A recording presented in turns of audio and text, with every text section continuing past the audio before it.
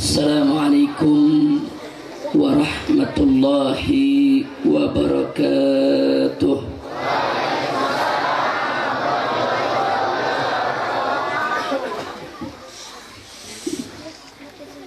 Alhamdulillah,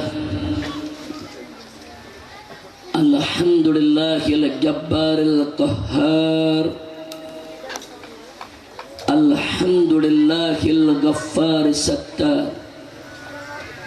Wassalatu wassalamu ala nabiyil mukhtar wa ala alihil adhar wa ashabihil akhyar wa man tabi'ahum bi ihsanin ila yaumil mahsyar. Ashhadu an la ilaha illallah wahdahu la syarika lah wa ashhadu anna sayyidana Muhammadan abduhu wa rasuluh la nabiyya ba'dah. Siyadatul habaib asy-syurafa wa sa'adatul ulama'il fudala wa fadilatul umara'il kurama wa jami'il hadirin wal hadirat al ahibba'il a'izza rahimakumullah. Fi hadhihi al jalsati at-tayyibah wa bimithli hadha al ijtima'il mubarak la ansa an usiyakum jami'an wa nafsi bitaqwallah wa bi ta'ati Rasulillah sallallahu alaihi wasallam. Fa nas'alullah subhanahu wa ta'ala ay yahdiyana ila siratikal mustaqim wa yaj'alana minal muttaqin wa yudkhilana jannatahu jannatan na'im bihaqqi sayyidil mursalin walhamdulillahi rabbil alamin. Taqabbalallahu minna wa minkum fataqabbal ya karim. Kepada para habaib, para alim ulama, para kiai, para ajengan yang sama kita cintai dan sama kita muliakan, dan selalu kita doakan semoga para ulama kita, habaib kita, kiai kita, ajengan kita senantiasa mendapatkan kekuatan istiqamah di jalan Allah, diberkahi setiap langkah perjuangan dakwahnya, diberikan kemenangan dari dunia hingga akhiratnya. Amin ya rabbal alamin. Salam penghormatan juga kita sampaikan kepada segenap jajaran umara, aparatur pemerintah sipil TNI maupun Polri-nya, wabil khusus Bapak Kapolsek dan Pak Dan Ramil yang hadir bersama kita. Kita doakan agar seluruh jajaran umarok kita, sipil TNI maupun Polri-nya senantiasa mendapatkan limpahan taufik dan hidayah, sehingga menjadi pemimpin yang beriman dan bertakwa, yang taat kepada Allah dan Rasul-Nya, yang cinta kepada negeri dan rakyatnya, selalu dalam bimbingan Allah untuk menuju baldatun thayyibatun wa rabbun ghafur. Dan secara khusus serta istimewa, salam penghormatan ini kita sampaikan kepada sahibul bait, yaitu majelis sholawat Liwaul Habib, yang dipimpin, diasuh dan dibina oleh guru kita semua, panutan kita semua, orang tua kita semua, sahabat saya, kerabat saya, yaitu Sayyidil Mahbub Al-Ustadzul Mubarak Al-Habib Zaki bin Ali Al-Aidarus, hafidhahullahu ta'ala wa ra'ah, famatanallahu bituli hayatih wa nafa'ana bi ulumi fid din wad dunya wal akhirah. Fa barakallahu lahu fi ahli baiti wa fi jama'ati wa fi majlisi wa fi jami' harakatih wa nasatatih. Amin ya rabbal alamin.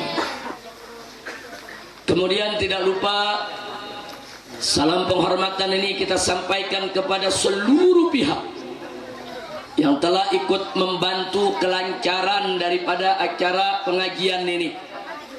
Teristimewanya untuk keluarga besar Haji Anton yang luar biasa telah menjamu para tamunya dengan tulus, dengan ikhlas, tanpa keluh kesah. Mudah-mudahan Allah berikan ganjaran yang berlipat ganda. Amin ya rabbal alamin. Dan tidak lupa di sini hadir bersama kita kawan seperjuangan saya, Ketua Tanfizi Dewan Pimpinan Daerah Front Pembela Islam Provinsi Jawa Barat, itu akhina Al-Fadil Al-Muhtaram Al-Mukarram Al-Ustadz Al-Mubarak Kiai Haji Abdul Qahhar Al-Qudsi hafidhahullah ta'ala wa ra'ah, famatanallahu bituli hayatih wa nafa'ana bi ulumih. Amin ya rabbal alamin. Di sini juga hadir para habaib yang lain bersama kita. Tadi ada Habib Ahmad bin Talib Al-Attas yang memimpin pembacaan maulid. Masih ada Habib Fahri, Habib Hasan dan yang lainnya. Dan di sini juga jajaran kiai ajengan dari Sumurbor, yaitu Kiai Haji Ahmad dan ikhwan para saudaranya yang semuanya kita doakan hafidhahumullah taala wa ra'ahum, famatanallahu bituri hayatihim, nafa'ana bi ulumihim fid din wad dunya wal akhirah. Amin ya rabbal alamin. Ahibail kiram, akhirnya secara sangat-sangat istimewa salam penghormatan ini saya sampaikan kepada seluruh kaum bapak, kaum ibu, para pemuda, para pemudi, kaum muslimin dan muslimat, hadirin wa hadirat rahimakumullah. Mudah-mudahan kehadiran kita semua di tempat ini, di majelis yang mulia ini akan menjadi penyebab turunnya rahmat dan barakah, turunnya inayah dan maghfirah, sehingga tidaklah kita pulang dari tempat ini nanti kecuali semua dosa kita diampuni oleh Allah, segala kesalahan kita dimaafkan oleh Allah, kekurangan kita disempurnakan, segala amal ibadah kita diterima, dikabulkan, dan semoga kita mendapatkan kebahagiaan dari dunia hingga akhirat. Amin ya rabbal alamin. Nahibail kiram, pada kesempatan yang berbahagia ini saya ingin mengajak segenap umat Islam untuk waspada akidah. Karena saat ini di kita punya negeri, saudara, banyak terjadi aneka peristiwa yang merongrong syariat. Dari mulai kebijakan ekonomi yang diambil oleh Bapak Presiden baru-baru ini, yang mulai mau melegalkan kembali minuman keras untuk dijual di minimarket. Padahal beberapa waktu yang lalu luar biasa Menteri Perdagangannya sudah mengeluarkan keputusan bahwa minimarket tidak boleh menjual miras. Tapi menterinya dicopot, diganti, peraturannya dibatalkan, dan presiden ngotot miras tetap boleh dijual di minimarket. Saya pikir ini tantangan berat ke depan, khususnya bagi laskar-laskar FPI. Karena itu saya ingatkan baik untuk laskar FPI maupun segenap masyarakat, ke depan kita harus siap untuk melakukan perlawanan. Artinya perlawanan, kita tidak peduli siapapun yang mengizinkan minuman keras harus kita lawan. Karena minuman keras diharamkan oleh Allah dan Rasulnya. Minuman keras dilaknat oleh Allah dan Rasulnya. Tidak ada satu manusia pun yang berhak untuk merubah hukum Allah dan Rasulnya. Lalu saya mau tanya semua, siap melawan minuman keras? Siap ganyang minuman keras? Takbir! Sallu ala Nabi. Kemudian terjadi lagi peristiwa lain di Bali, saudara, adanya perkawinan sejenis. Laki dengan laki jadi pengantin, laki dengan laki melakukan akad pernikahan. Jadi ini merupakan musibah besar buat kita semua, dan ini tidak boleh dibiarkan. Sekali kita biarkan ini terjadi di Bali, besok akan terjadi di berbagai daerah. Karena kaum gay itu di mana-mana ada, di Padalarang ada, di Bandung ada, di Jakarta ada, di mana-mana. Cuman mereka belum berani unjuk gigi. Tapi kalau di Bali ini sebagai test case, mereka mau uji coba. Kalau di Bali berhasil, maka mereka akan tunjuk gigi, yaitu di berbagai daerah. Lagi-lagi ini PR berat buat kita. Ini bukan hanya PR FPI, ini bukan hanya PR Laskar yang sudah berulang kali membubarkan acara-acara pertemuan para gay, para lesbi. FPI sudah berulang kali membubarkan konferensi internasional gay di Yogyakarta, di Surabaya, dan di beberapa tempat lainnya. Tapi kali ini akhirnya terjadi apa yang kita khawatirkan, dan kalau ini dibiarkan juga akan menular ke daerah lain. Maka itu saya mau tanya semua yang ada di sini, siap untuk melawan gerakan-gerakan liberal? Siap untuk melawan gerakan lesbi? Siap untuk melawan gerakan gay? Siap untuk melawan gerakan LGBT? Takbir! Sallu ala Nabi. Luar biasa ini kemunkaran di mana-mana makin merajalela, saudara. Nah, maka itu jangan jauh-jauh dari majelis-majelis taklim. Jangan jauh-jauh dari para habaib, jangan jauh-jauh dari para ajengan, jangan jauh-jauh dari para kiai, jangan jauh-jauh dari pondok pesantren, supaya ada tempat rujukan kita, ada tempat kita bertanya, ada tempat kita untuk mengetahui mana yang hak, mana yang batil, mana yang halal, mana yang haram. Karena manakala umat meninggalkan ulamanya, meninggalkan fuqahanya, meninggalkan kiai-kiainya, meninggalkan para habaibnya, maka umat akan tersesat jalan, dan musuh-musuh Islam akan menerkam mereka, akan memangsa mereka, dan akan menghancurkan daripada akidah dan etikad mereka. Na'udzubillah min. Itu saya mau tanya semua, siap dekat para kiai? Siap dekat dengan ulama? Siap dekat dengan para habaib? Siap hadir di majelis-majelis taklim? Siap lawan semua kemunkaran? Takbir! Sallu ala Nabi. Belakangan muncul lagi, saudara, Ketua Umum Ormas Islam yang terkenal sebagai Ormas Ahlus Sunnah wal Jamaah, Ormas Islam terbesar di Indonesia, seenaknya berceramah dalam satu kesempatan. Apa dia katakan? Jenggot itu budaya Arab. Siapa yang piara jenggot itu tidak cerdas. Makin panjang jenggotnya, makin goblok dia. Insya Allah ngawur tidak? Ini yang bicara Profesor Dr. Kiai Haji, Ketua Umum PBNU, saudara. NU itu Ahlus Sunnah wal Jamaah. NU itu didirikan oleh almarhum Hadratus Syekh Kiai Haji Hasim Asy'ari rahimahullahu ta'ala atas dasar akidah Ahlus Sunnah wal Jamaah. Betul? Betul? NU bukan tempat liberal. Betul? NU bukan tempat kiai ngawur. Betul? Siapa yang mau jadi liberal, jadi kiai ngawur, keluar dari NU, saudara. Betul? Takbir! Siap jaga NU, siap bela NU, siap bersihkan NU dari liberal. Takbir! Jadi ini dia nih, kunyuk-kunyuk liberal, cek cunguk liberal. Saudara, mulai masuk nih ke NU, dia merusak NU, saudara. NU itu rumah besar Aswaja. NU itu didirikan, saudara, oleh Hadratus Syekh, saudara. Itu seorang ulama besar, luas ilmunya, bagus akhlaknya. Siapa dia ingin merusak NU, saudara? Siapa dia ingin merusak thariqah Ahlus Sunnah wal Jamaah? Kurang ajar. Insya Allah, makanya umat Islam nggak boleh diam. NU rumah besar Ahlus Sunnah wal Jamaah, betul?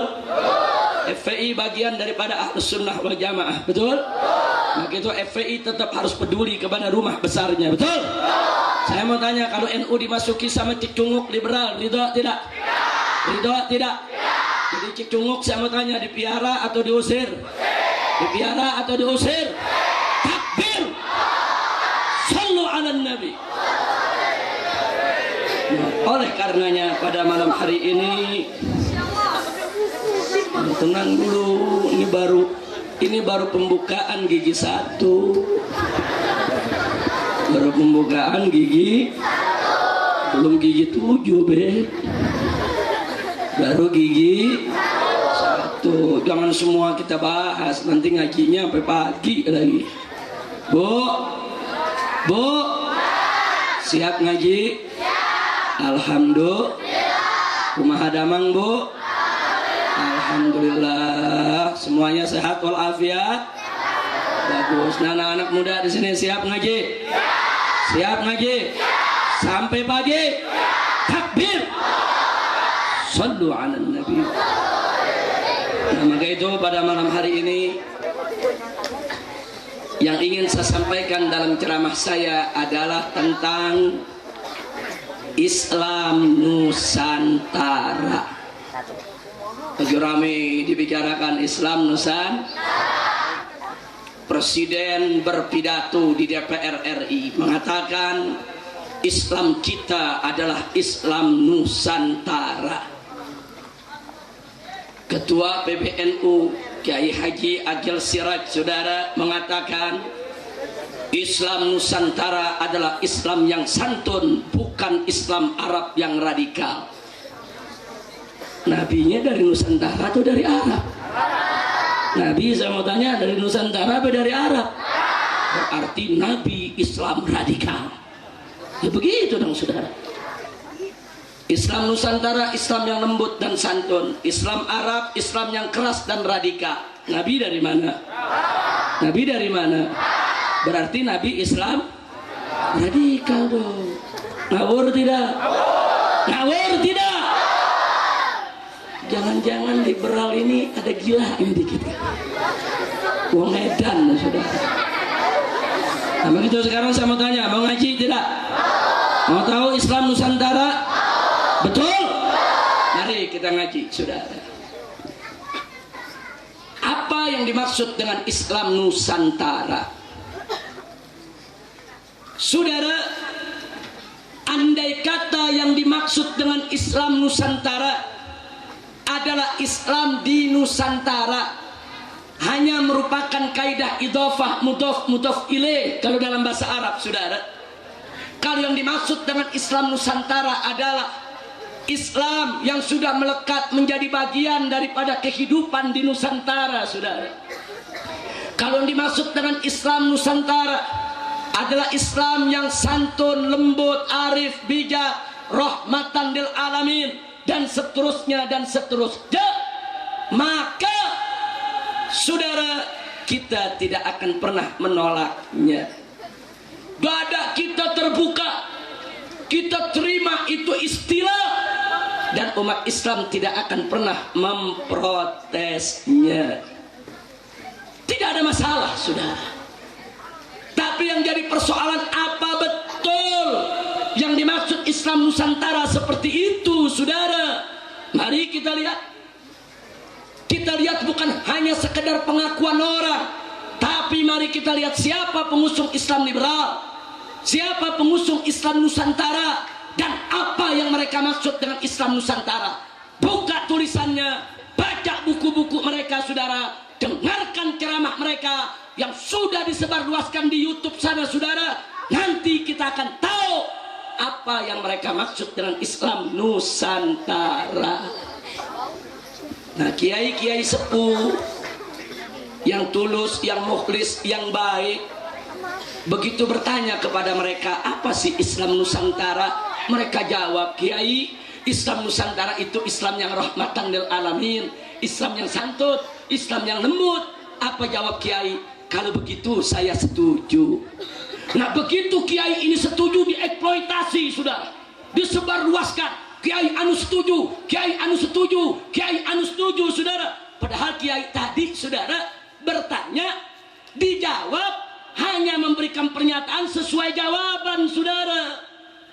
Tapi kalau kiai-kiai tersebut tahu betul hakikat Islam Nusantara, tidak ada satupun kiai Ahlus Sunnah wal Jamaah yang akan ridho dengan Islam Nusantara, saudara. Kenapa? Mari kita lihat, saudara. Buka YouTube,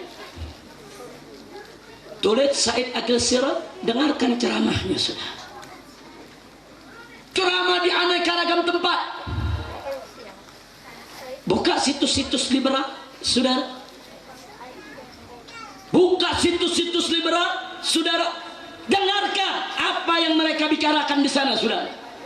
Atau tulis Islam Nusantara, nanti akan keluar aneka tulisan, aneka artikel, aneka makalah, aneka rekaman video tokoh-tokoh liberal bicara tentang Islam Nusantara, saudara.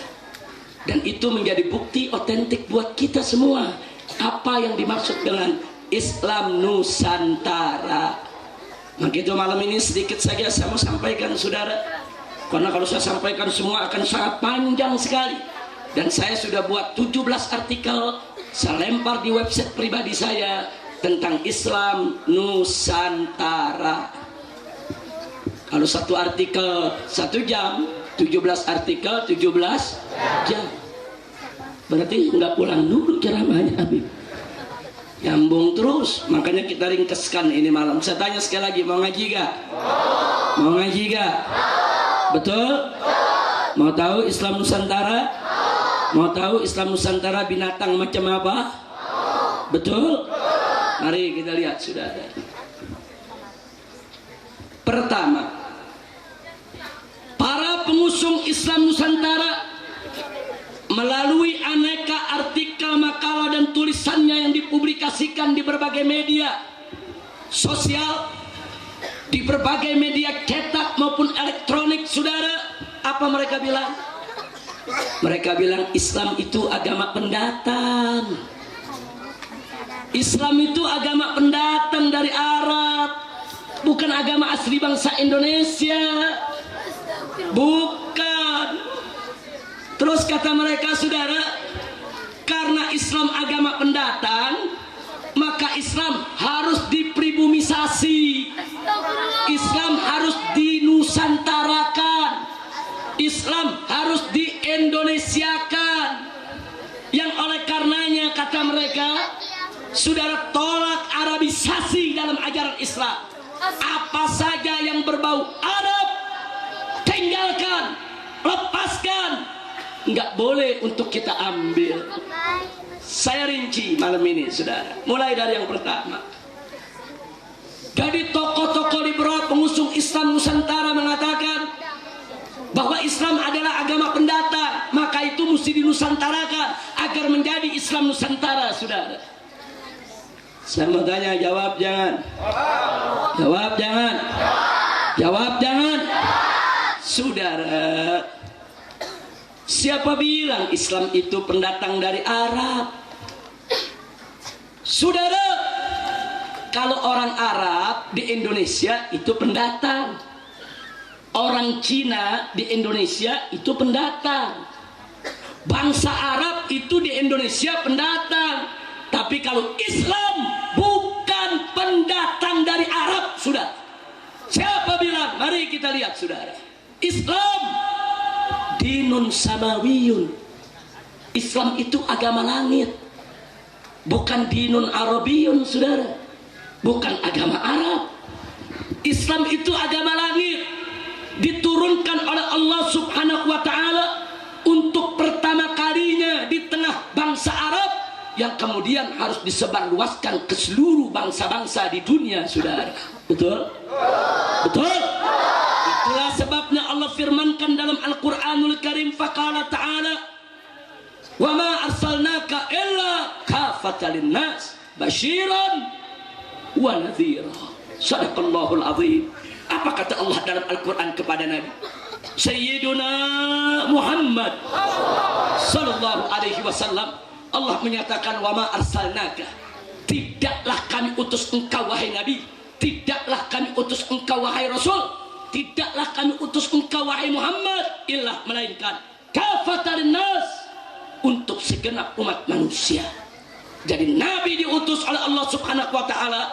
Islam yang dibawa oleh beliau bukan hanya untuk bangsa Arab, bukan hanya untuk suku Quraisy, bukan hanya untuk keluarga dan keturunan Nabi, tapi dibawa oleh Nabi, datang dari Allah untuk seluruh suku bangsa apapun bangsanya. Betul?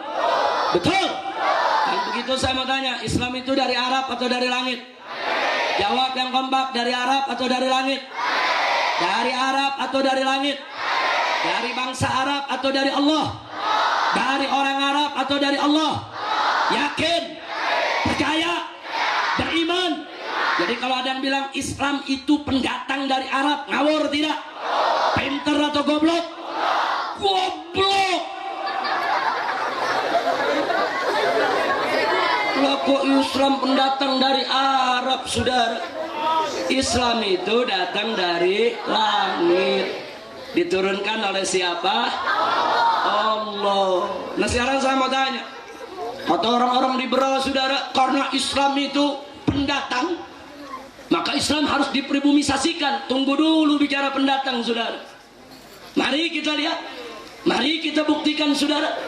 Saya mau tanya, yang ciptakan bumi siapa? Jawab yang kompak, siapa pencipta bumi? Jadi bumi ini milik siapa? Bumi ini milik siapa? Islam datang dari siapa? Islam datang dari siapa? Jadi karena bumi Allah yang ciptakan, bumi adalah milik Allah, Islam datang dari Allah, sehingga oleh karenanya dimanapun Islam itu hadir di atas muka bumi, Islam tidak akan pernah menjadi pendatang, saudara. Islam akan selalu menjadi pribumi. Kenapa? Karena yang turunkan adalah yang punya bumi, dan bumi adalah milik Allah. Islam di Indonesia bukan pendatang, Islam di Cina bukan pendatang, Islam di India bukan pendatang. Kenapa? Karena Islam datang dari yang menciptakan bumi, dari yang punya bumi, dari pemilik bumi. Betul? Betul? Ngomong pendatang, kita pendatang. Kita pendatang ke buminya Allah. Betul? Saya mau tanya, emang bumi milik siapa? Manusia atau Allah? Manusia atau Allah? Berarti kita manusia di bumi ini pendatang semua, bukan? Pendatang, jangan sombong. Islam pendatang. Pala lu bomenyan. Lu ngomong membeduk yang gak bisa jawab. Nah, kalau ngomong sama Habib, ngomong sama Kiai, ngomong sama Ajengan bisa jawab, betul? Dijawab nggak ngerti, colok matanya. Kira-kira saya ngerti gak? Ngerti gak? Jadi saya mau tanya, bumi ciptaan siapa? Bumi milik siapa? Islam datang dari siapa? Yakin? Percaya? Beriman? Berarti dimanapun Islam datang, pendatang bukan? Bukan. Islam di Arab bukan pendatang, Islam di Indonesia bukan pendatang. Islam akan selalu menjadi pribumi di buminya Allah, karena Islam datang dari Allah Subhanahu wa ta'ala. Kira-kira jelas tidak? Jelas tidak? Jadi yang pertama tadi mereka bilang Islam pendatang dari Arab, itu udah jawab. Enggak, Islam dari langit, dari Allah, bukan dari Arab. Betul? Oh, Islam itu pendatang. Enggak, Islam pribumi dimanapun dia berada, saudara. Karena bumi milik Allah, bumi ciptaan Allah. Islam datang dari Allah. Islam gak pernah akan jadi pendatang. Betul? Yang ketiga, kira-kira jelas tidak? Jelas tidak? Oh, yang ketiga apa dia bilang? Karena Islam ini pendatang dari Arab sana, maka ke Indonesia harus dipribumisasi. Maksudnya dipribumisasi di Indonesia kah? Harus dinusantarakan? Jawab jangan. Jawab jangan. Mau tahu jawabnya? Betul? Saudara, kalau Islam di Indonesia mesti di-Indonesiakan, berarti Islam di Cina mesti dikinakan dong. Berarti Islam di Barat mesti dibaratkan dong. Berarti Islam di Amerika mesti diamerikakan dong. Berarti Islam di Afrika mesti diafrikakan dong. Berarti Islam di India mesti diindiakan dong. Bisa-bisa besok ada Islam kut-kut khotahe. Kacau tidak? Kacau tidak? Saudara, ketika Nabi diutus oleh Allah ke tengah bangsa Arab, tugas Nabi mengislamkan bangsa Arab, bukan mengarabkan Islam. Saudara, catat baik-baik, saudara. Ketika Nabi diutus oleh Allah ke tengah bangsa Arab, tugas utama Nabi islamkan itu semua bangsa Arab, saudara. Bukan dibalik, bukan mengarabkan Islam. Oleh karenanya, ketika Islam ini disebarkan ke seluruh dunia, saudara, maka tugas Nabi, tugas para sahabatnya, tugas para ulamanya adalah untuk mengislamkan seluruh suku bangsa yang ada di dunia. Betul? Jadi saudara, semua para ulama kita dari zaman Nabi sampai hari ini, mereka berjuang mengislamkan Arab, mengislamkan India, mengislamkan Cina, mengislamkan Afrika, mengislamkan Eropa, mengislamkan Jepang, mengislamkan Indonesia, saudara. Jadi jangan dibalik, bukan mengendonesiakan Islam, yang betul adalah mengislamkan Indonesia. Betul? Betul? Bolak-balik, ini liberal otaknya didengkul. Otaknya di mana? Kenapa saya katakan otak didengkul, saudara? Sebab kalau otaknya ada di kepala, dia mikir dulu baru ngomong. Nah, kalau dia mikir dulu baru ngomong, bakal benar pikirannya, saudara. Tapi karena otaknya didengkul, dia ngomong dulu baru mikir. Karena mulutnya di atas dengkul, habis dia ngomong mikir ke dengkul. Makanya pada goblok, betul? Makanya umat Islam itu otaknya, saya mau tanya, di dengkul atau di kepala? Kepala, di kepala. Mikir dulu. Kenapa otak itu ada di atas mulut? Supaya mikir. Habis mikir baru ngomong. Kira-kira jelas tidak? Jelas tidak? Jadi saya mau tanya sekali lagi semua yang ada di sini. Jadi Islam itu dari Arab atau dari langit?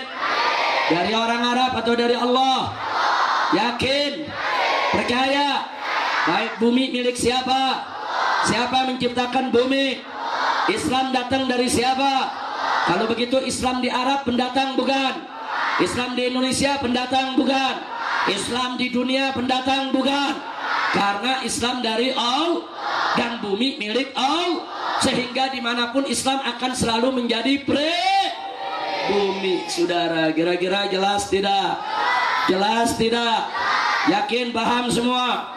Lalu pertanyaan berikutnya, jadi yang betul, saudara, Islam di Indonesia kan atau Indonesia diislamkan? Sekali lagi jawab yang kompak. Sekali lagi. Sekali lagi. Yakin? Terima? Ridho? Takbir? Orang pada larang, sekali diajar ngerti, liberal berkali-kali nggak ngerti-ngerti. Emang dasar otak dengkul. Kira-kira paham nggak? Paham semua? Lanjut. Betul? Yang keempat, saudara, apa mereka bilang? Mereka bilang, saudara, ambil Islamnya, buang Arabnya. Wow. Bangsa Indonesia, mau ngapain kalian dijajah sama Arab? Mau ngapain kalian diperbudak sama Arab? Mau ngapain kalian diarabkan? Jangan mau. Jangan mau diarabisasi. Jangan mau diarab-arabkan. Jangan mau diperbudak sama Arab. Jangan mau dijajah sama Arab. Bodoh kalian kalau dijajah oleh Arab. Maka itu ambil Islamnya, buang Arabnya. Ambil Islamnya. Jawab jangan. Jawab jangan. Ini ada beberapa masalah ini, saudara. Kita mulai dari yang pertama. Apa mereka bilang? Dalam rangka ambil Islam, buang Arab. Oleh karena itu mulai hari ini, kata mereka, Assalamualaikum. Itu budaya Arab. Itu adat Arab. Itu bahasa Arab. Mengapain kalian pakai Assalamualaikum? Jangan, ganti saja sama salam sejahtera, atau ganti dengan selamat pagi, selamat siang. Luar biasa sudah. Mengapain pakai assalamualaikum? Itu adat Arab, itu budaya Arab. Ambil Islam, buang Arabnya. Jangan lagi pakai assalamualaikum, tapi ganti dengan salam Nusantara.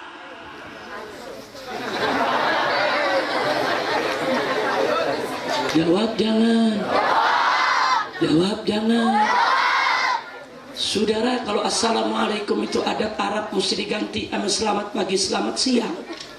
Berarti nanti kalau kita sholat kita ganti juga. Begitu sholat subuh, selamat pagi, selamat pagi, akan pagi. Begitu sholat zuhur, selamat siang, selamat siang.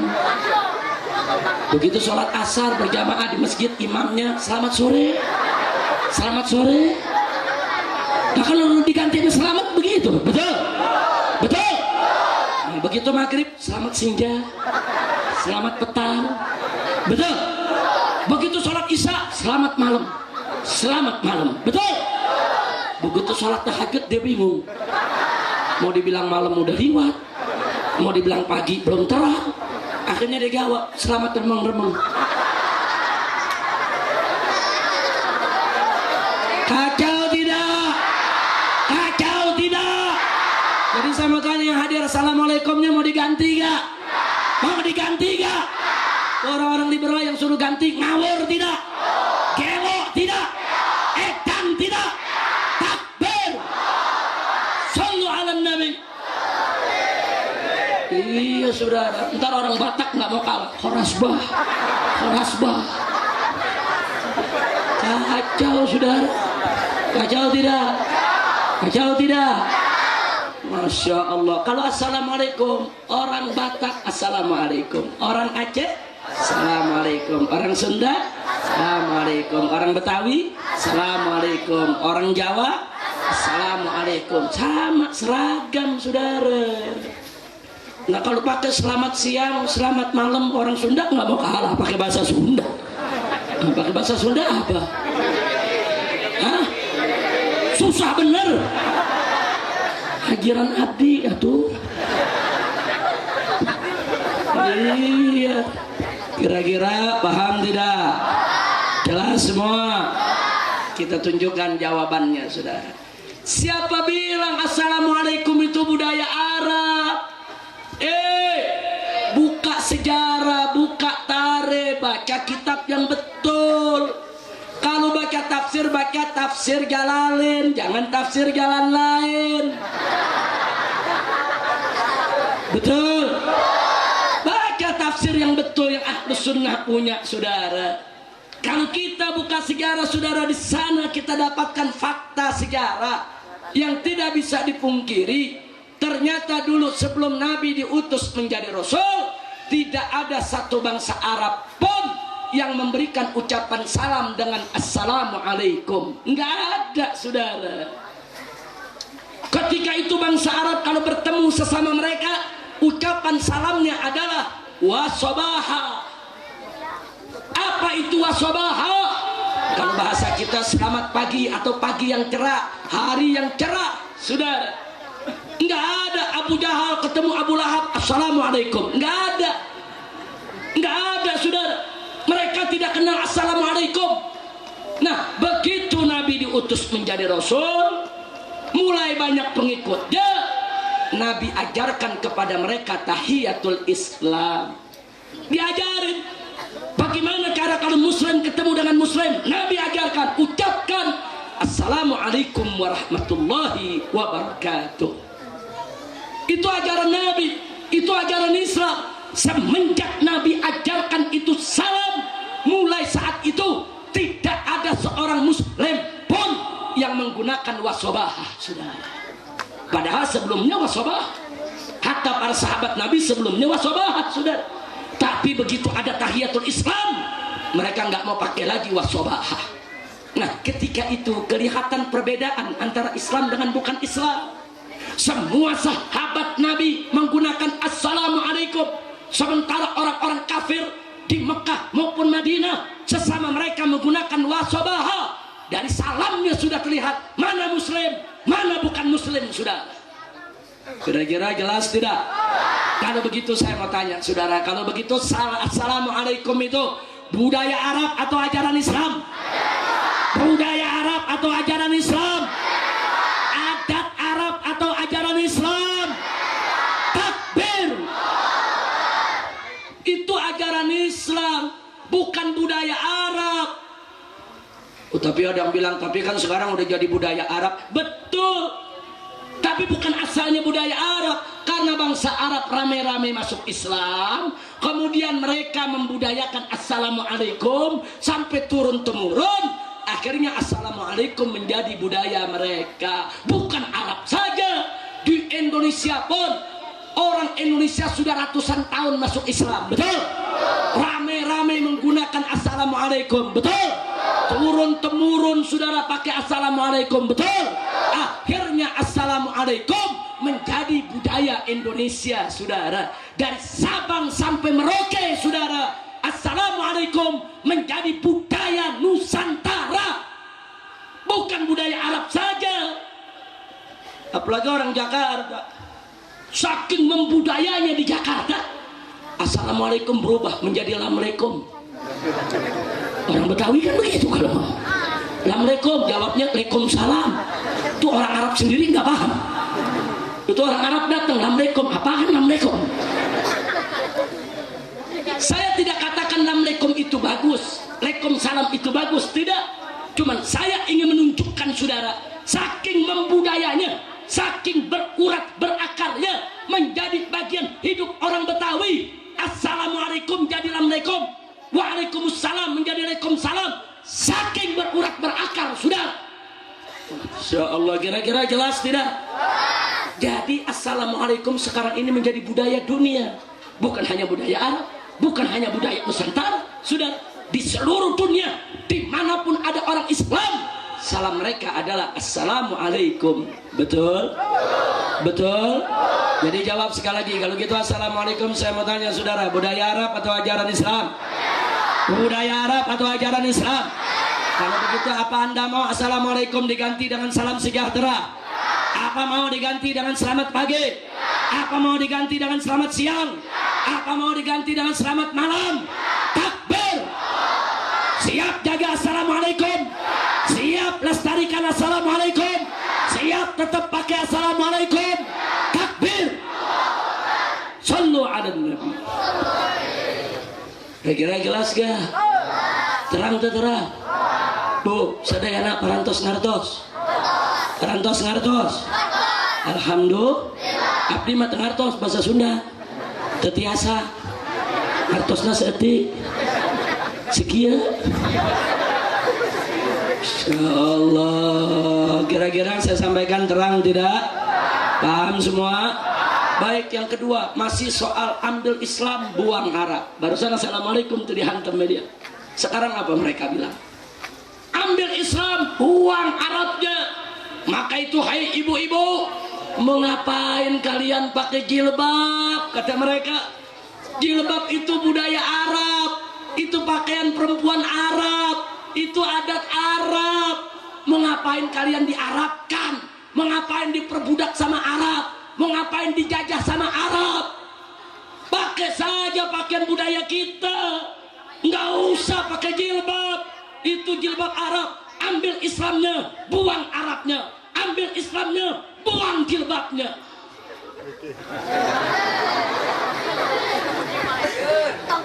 Luar biasa. Jawab jangan. PR aja PR. Masa semua dijawab? Kapan PR-nya? Jawab jangan. Bu, jawab jangan. Ibu-ibu pakai jilbab, aurat tertutup, bagus gak? Masih diprotes sama mereka. Mereka pengennya ibu-ibu nih pakai yukensi yang ketek kemana-mana. Udah ketek kelihatan bulunya kayak sarang gonggong. Mereka maunya begitu tuh. Saudara, maunya pusar kemana-mana. Maunya pakai yang ketat, saudara, biar berdol di sana, jendol di sini. Astagfirullahaladzim. Saya mau tanya, perempuan kita pakai jilbab bagus tidak? Ayu tidak? Indah tidak? Tertutup tidak aurat? Dia nggak suka diserang, diarap-arapin sudah. Arap tuh, arap. Jawab jangan. Jawab jangan. Mari kita jawab, saudara. Saudara, sebelum Nabi kita Sayyiduna Muhammad sallallahu alaihi wasallam diutus menjadi rasul di tengah bangsa Arab untuk seluruh dunia, saudara, ketika itu tidak ada satupun perempuan Arab yang mengenal jilbab, saudara. Siapa bilang jilbab budaya Arab? Enggak ada. Saat itu wanita-wanita Arab jahiliyah, wanita-wanita Arab musyrikah, saudara, pakaian mereka terbuka, mereka umbar aurat, rambut mereka diriap, saudara, leher mereka terlihat, bahkan pusar mereka dipajang, saudara. Kenapa? Ada budaya tarik perut di antara mereka, saudara. Bagi mereka dada terlihat, saudara, pusar terlihat, belahan dada terlihat dari kaum wanita. Itu merupakan budaya masyarakat jahiliyah. Nggak ada perempuan Arab yang pakai jilbab, tidak ada. Begitu Nabi diutus menjadi Rasul, saudara, Nabi mengajarkan wanita muslimah untuk berpakaian yang rapi, yang santun, yang tidak umbar aurat. Sampai akhirnya turun firman Allah kepada Nabi, agar Nabi menyampaikan kepada para istrinya, sampaikan kepada para putri-putrinya, sampaikan kepada seluruh perempuan orang yang beriman. Allah yang perintahkan apa yang harus disampaikan. Allah nyatakan kepada Nabi, an yudnina alaihinna min jalabibihin. Sampaikan, hai Muhammad, kepada perempuan-perempuan orang yang beriman, agar mereka menghamparkan pakaian kurung mereka, menutup seluruh aurat mereka. Ini perintah Allah dalam Al-Quran. Begitu Allah perintahkan, Nabi sampaikan kepada wanita-wanita muslimah di kota Madinah, saudara. Begitu malam hari disampaikan, besok dia, saudara, tidak ada satupun perempuan muslimah yang keluar rumah tanpa jilbab, saudara. Subhanallah. Padahal sebelum ayat itu turun, nggak ada yang pakai jilbab. Begitu ayat itu turun malam, Nabi kasih tahu para sahabat, sahabat pulang kasih tahu istrinya, kasih tahu putri-putrinya, saudara. Besok pagi seluruh perempuan muslimah keluar sudah pakai jilbab, saudara. Subhanallah. Dan begitu muslimah sudah pakai jilbab, perempuan-perempuan musyrik tidak pakai jilbab. Saat itu terlihat beda antara yang Islam dengan yang bukan Islam, saudara. Yang Islam pakai jilbab, yang bukan Islam tidak pakai jilbab. Jadi kalau begitu saya mau tanya, kalau begitu jilbab itu ajaran Islam, budaya Arab atau ajaran Islam? Saya mau tanya sekali lagi, jawab yang kompak. Jilbab itu budaya Arab atau ajaran Islam? Pakaian Arab atau pakaian Islam? Adat Arab atau kewajiban agama? Yakin? Takbir. Jadi kalau ada yang bilang jilbab itu budaya Arab, goblok tidak? Goblok tidak? Masya Allah, enak. Ngapain pakai jilbab? Budaya Arab. Mulut lu bau jengkol. Kira-kira paham gak? Bu? Bu? Jadi jilbab itu, Bu, saya mau tanya, Bu, budaya Arab atau ajaran Islam? Kalau begitu ibu mau lepas jilbab gak? Tetap mau pakai jilbab? Alhamdulillah. Kalau gitu sekali lagi saya tanya, liberal ngawur gak? Ngawur tidak? Yang ketiga, saudara, yang ketiga, ini dia yang lagi ramai sekarang nih. Ambil Islamnya, buang Arabnya. Ambil Islam, buang jenggot. Mengapain jenggot kita piara? Itu adat Arab, itu budaya Arab, itu bukan ajaran Islam. Jenggot dipanjang-panjangin, makin panjang jenggot, makin goblok ente.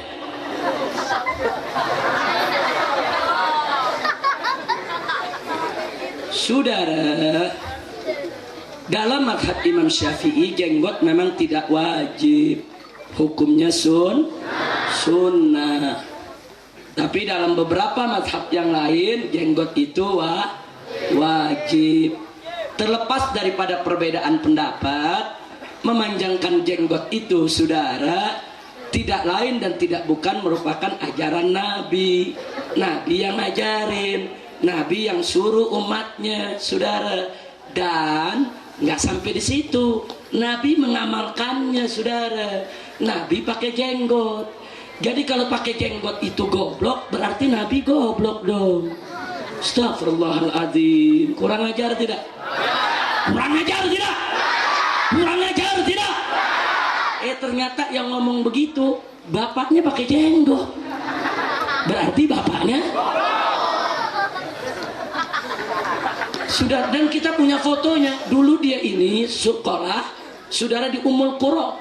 Dulu kuliahnya di Ummul Qura di kota Mekah. Nah waktu dia kuliah pakai jenggot, berarti saat itu goblok. Masya Allah. Saudara, Kiai Haji Hasyim Asy'ari yang mendirikan NU ada jenggotnya gak? Berarti goblok dong. Wali Songo ada jenggotnya gak? Berarti goblok dong. Bukan Wali Songo yang goblok, bukan pendiri NU yang goblok, lu yang goblok.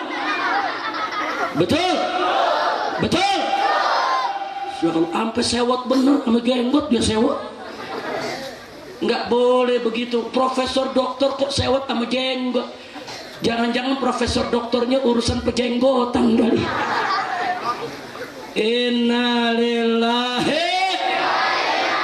inna ilaihi raji'un. Saudara, umat Islam kaum lelaki yang ngajarkan untuk piara jenggot siapa? Nabi. Dalam mazhab Syafi'i wajib atau sunnah? Nah, kalau sunnah saudara, kalau dikerjakan berpahala, kalau ditinggal dosa gak? Nggak usah dipermasalahkan. Yang punya jenggot piara, yang nggak punya jenggot yang nggak apa-apa. Kadang-kadang dipaksa-paksa, jenggotnya selembar dipaksa dipiara.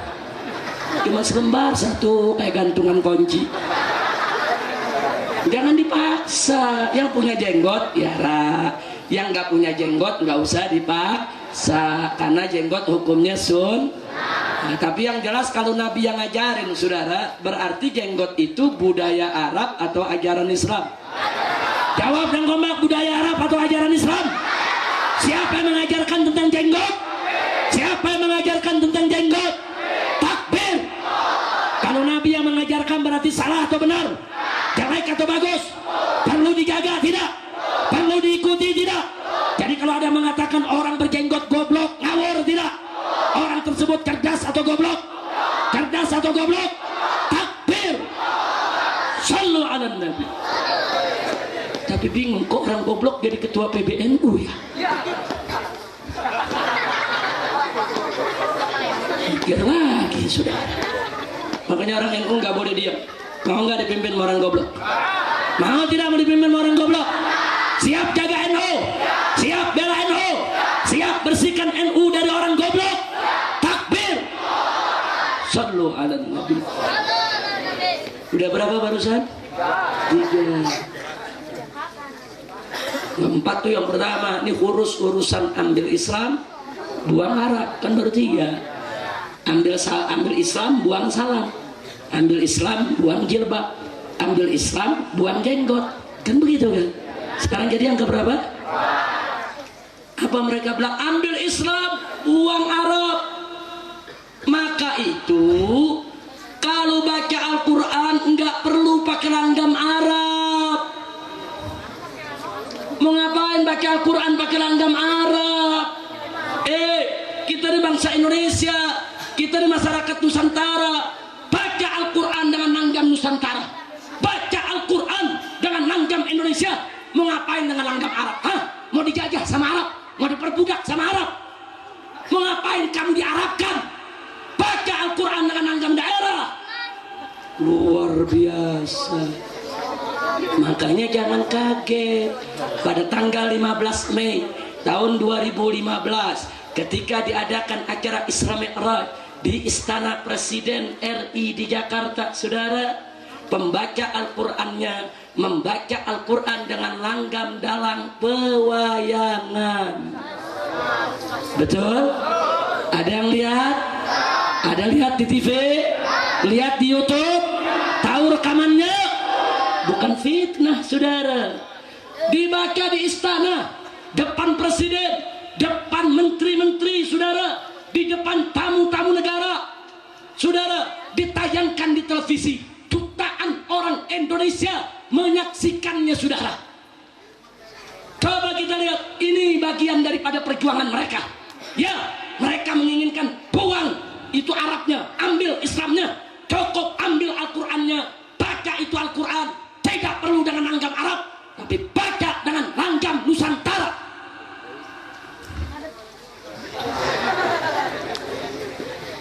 Jawab jangan.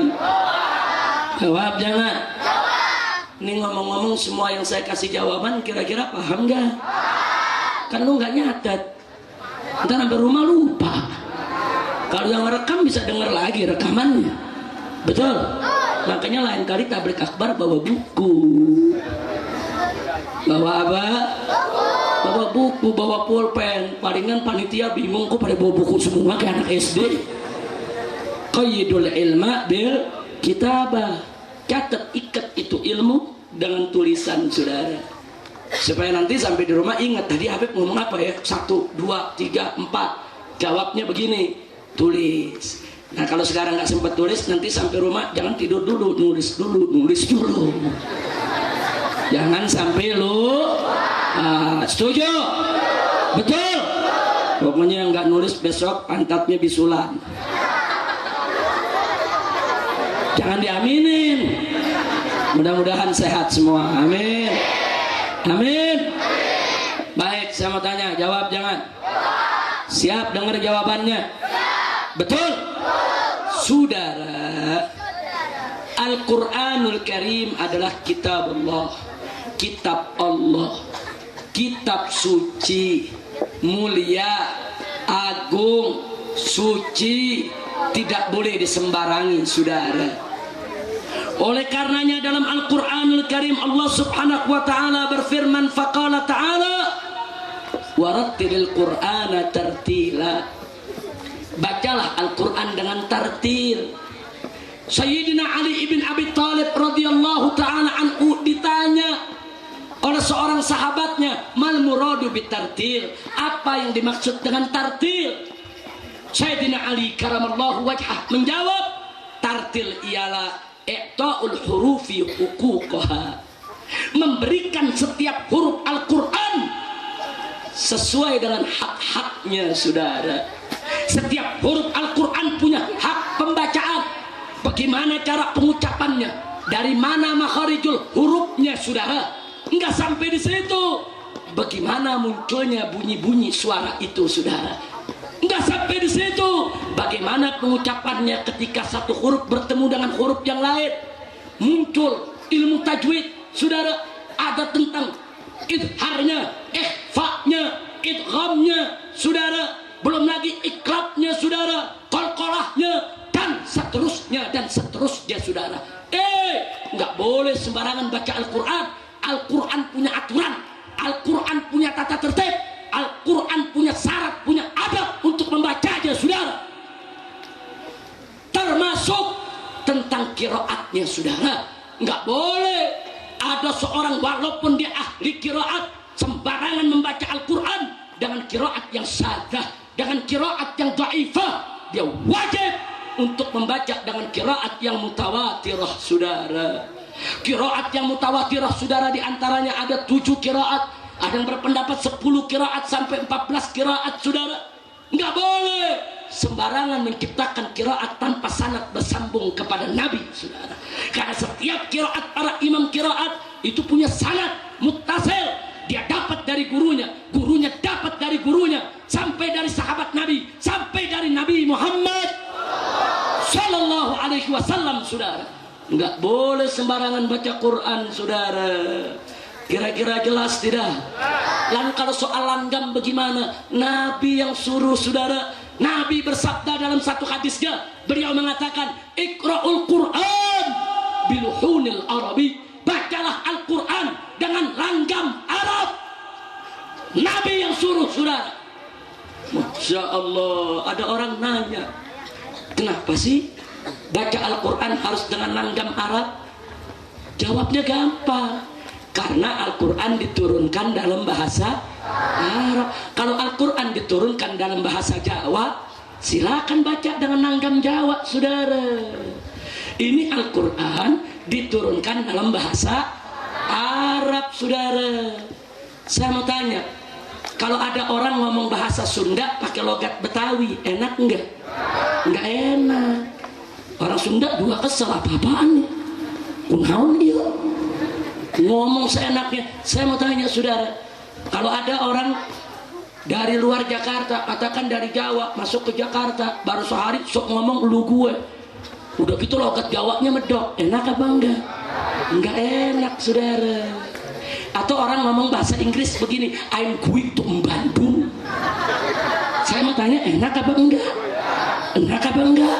Orang pada larang nggak mau kalah. Dengar orang ngomong begitu, langsung dia ngomong, how are you? Are you Vina? Fine, dia baca Vina, saudara. Saya mau tanya, bahasa Inggris begitu enak apa enggak? Enak apa enggak? Enggak bisa. Bahasa Inggris, saudara, dibaca dengan notasi Inggris. Bahasa Sunda baca dengan notasi Sunda. Bahasa Jawa baca dengan notasi Jawa. Nah, Al-Quran bahasa apa? Jawab semua, Al-Quran bahasa apa? Al-Quran bahasa apa? Berarti yang tepat dibaca dengan notasi Arab. Jangan langsung dibilang, mau ngapain dijajah Arab? Ini etika, ini adat, ini syarat. Gak boleh sembarangan baca Al-Quran, saudara. Menteri Agama jawab. Kata Menteri Agama, enggak apa-apa, ini kan kombinasi budaya. Iya, ini dia cacing pasir. Jawab jangan. Jawab jangan. Kalau kombinasi budaya itu boleh jadi dalil, saudara, maka kalau hari ini Al-Quran boleh dibaca dengan langgam Jawa, dengan langgam dalang pewayangan, berarti besok orang Jawa Barat nggak mau kalah baca Al-Quran dengan langgam Jaipongan. Ya kalau dengan dalang boleh, kenapa Jaipongan nggak boleh? Sudah, nanti orang Betawi nggak mau kalah baca Al-Quran dengan langgam Gambang Kromong atau dengan langgam ondel-ondel. Saudara, saya mau tanya, jadi ngawur tidak? Jadi kacau tidak? Kalau dengan langgam dalang pewayangan boleh, saudara, kalau kita biarkan besok orang baca Al-Quran dengan langgam Jaipongan, dengan langgam Gambang Kromong, ke depan bahkan orang akan baca Al-Quran dengan langgam dangdutan, dengan disco, dengan rock and roll, blues, kurang ajar. Ngomong, saudara, budaya. Kemudian saudara pejabat ngomong, udahlah Habib, jangan dibesar-besarkan. Beberapa pejabat telepon saya, Habib jangan dibesar-besarkan. Karena dari situ, dari Sabang sampai Merauke, di mana saya hadir, kita hantam, tidak kita berikan kesempatan untuk mereka mempermainkan Al-Quran. Apa mereka bilang, udah Habib, ini kan istana presiden, nah tolong dihormatilah. Oh ya, mau dihormati? Saya hanya bisa menghormati orang yang menghormati Al-Quran. Saya hanya bisa memuliakan orang yang memuliakan Al-Quran. Orang yang meremehkan Al-Quran, mempermainkan Al-Quran, kami Allah, kita akan hinakan dia sebagaimana dia hinakan Al-Quran. Sudah. Takbir. Ini pejabat ngerayu baik. Saya bilang sekarang begini, kalau memang Anda katakan seperti itu, baiklah, saya punya usul. Saya nggak protes lagi, tapi saya punya usul. Tapi jangan coba-coba ditolak, saya punya usul. Apa Habib? Begini, waktu itu saya bicara sebelum tanggal 17 Agustus.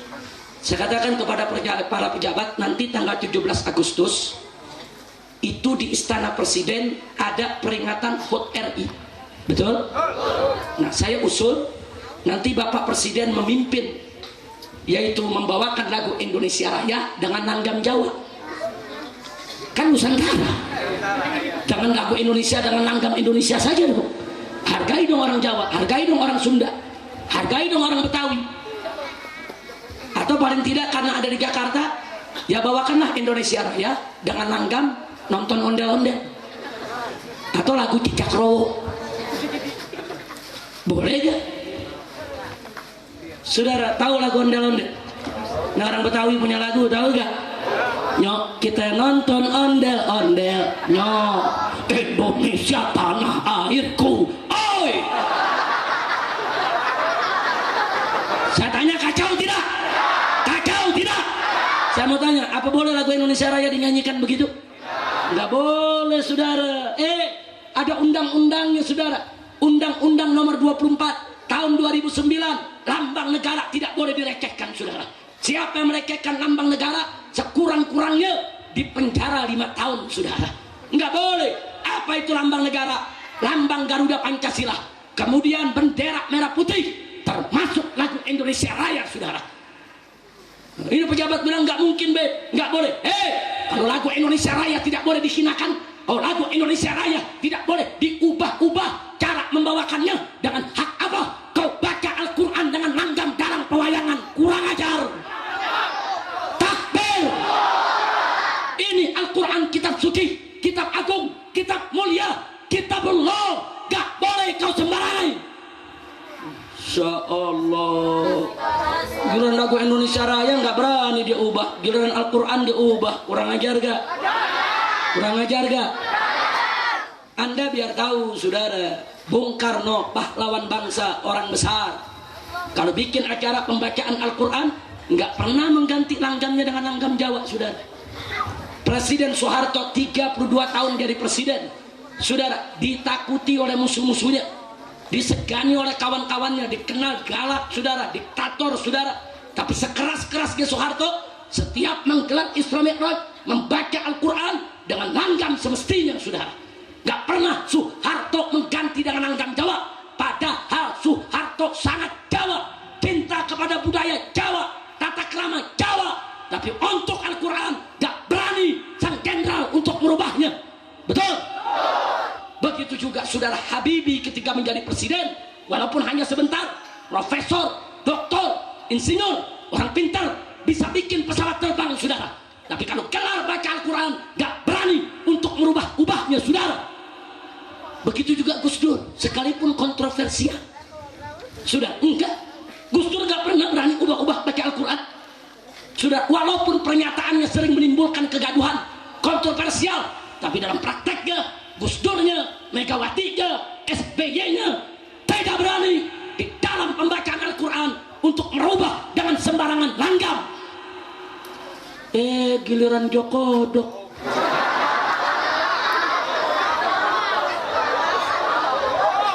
dia robah bacaan. Dia nih susahnya nih kalau punya presiden tukang mebel. Habib jangan menghina. Enggak, saya enggak menghina, saudara. Saya bela Al-Quran. Saya bela Al-Quran. Saya tidak ridho Al-Quran dipermainkan. Hei presiden, silakan urus ekonomi, silakan urus politik, silakan itu urus, saudara, rupiah yang terus menerus menurun, silakan urus itu untuk membuka lapangan kerja. Jangan kau obok-obok agama. Betul? Takbir. Agama lu obok-obok, gue ngadepin. Siap bela Islam? Saya mau tanya, Al-Quran itu suci tidak? Agung tidak? Mulia tidak? Siap bela Al-Quran? Siap jaga Al-Quran? Siap sucikan Al-Quran? Takbir. Sallu ala Nabi. Saudara, baca Al-Quran itu ada aturan. Dalam setiap perkara ada aturan, dari perkara yang baik sampai perkara yang tidak baik. Orang dangdutan ada aturan, saudara. Orang jaipongan ada aturan, saudara. Orang ngaji nih ada aturannya. Betul? Betul? Saya kasih contoh. Saya diundang kemari oleh Habib Zaki untuk menjadi MC, umpamanya. Jadi apa? Boleh gak? Boleh jadi MC? Yang ceramah Kiai Haji Abdul Qahar. Boleh? Boleh? Nah, sekarang saya jadi MC. Begini saya ngomong. Saudara-saudara kaum muslimin dan muslimat rahimakumullah. Sesaat lagi kita akan mendengarkan Satu ceramah untayan mutiara hikmah yang penuh manfaat, yang akan menyejukkan jiwa, yang akan disampaikan oleh guru kita yang mulia Al-Muhtaram Al-Mukarram Kiai Haji Abdul Qahar. Kepada beliau dipersilahkan. Bagus gak? Jujur, bagus gak? Jawab yang kompak, bagus gak? Sopan gak? Santun gak? Akhlak tidak? Takbir. Tapi sekarang saya rubah. Waktu saya jadi MC ini saya berdiri, saudara. Saya mau persilahkan Kiai Haji Abdul.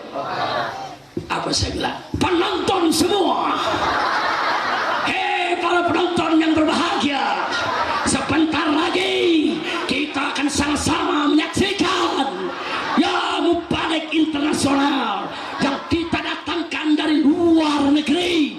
Dia akan menghibur kita semua. Dialah Kiai Abdul Qahar.